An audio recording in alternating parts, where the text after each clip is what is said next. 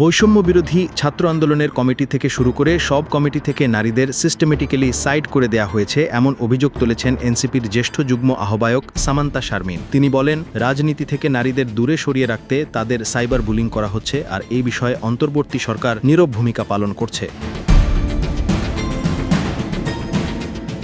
১ August রাজধানীর বাংলা মোটরের রূপায়ণ টাওয়ারে এনসিপির কার্যালয়ে অনুষ্ঠিত মর্যাদাপূর্ণ বাংলাদেশ ও নতুন বন্দোবস্তের লক্ষ্যে নারীদের প্রত্যয় শীর্ষক সেমিনারে তিনি এসব কথা বলেন। সেমিনারটির আয়োজন করে জাতীয় যুবশক্তি। সামান্তা শারমিন আরও বলেন, নারীদের সাইবার বুলিং করা হচ্ছে, দেখানো হচ্ছে মেয়েরা রাজনীতিতে অনিরাপদ। মেয়েদের পরিবার তাদের বুলেটের সামনে যেতে বাধা দেয়নি, কিন্তু এখন রাজনীতিতে আসতে বাধা দিচ্ছে। তিনি অন্তর্বর্তী সরকারের ভূমিকার সমালোচনা করে বলেন, আমরা অন্তর্বর্তী সরকারের দিকে তাকিয়ে দেখলাম তারা নীরব ভূমিকা পালন করছে, তাদের কাছে নাকি ডেটা নেই।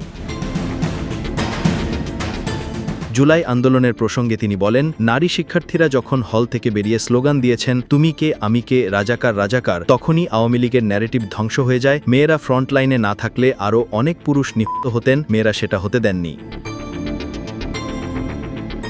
সেমিনারে এনসিপির জ্যেষ্ঠ যুগ্ম সদস্য সচিব তাসনিম জারা বলেন, পলিসি মেকিংয়ে অবশ্যই নারীদের অন্তর্ভুক্তি প্রয়োজন। তাদের যেন জোরালোভাবে তাদের সমস্যার কথা বলতে এবং সমাধানে অংশ নিতে দেওয়া হয়, সেটা নিশ্চিত করা জরুরি।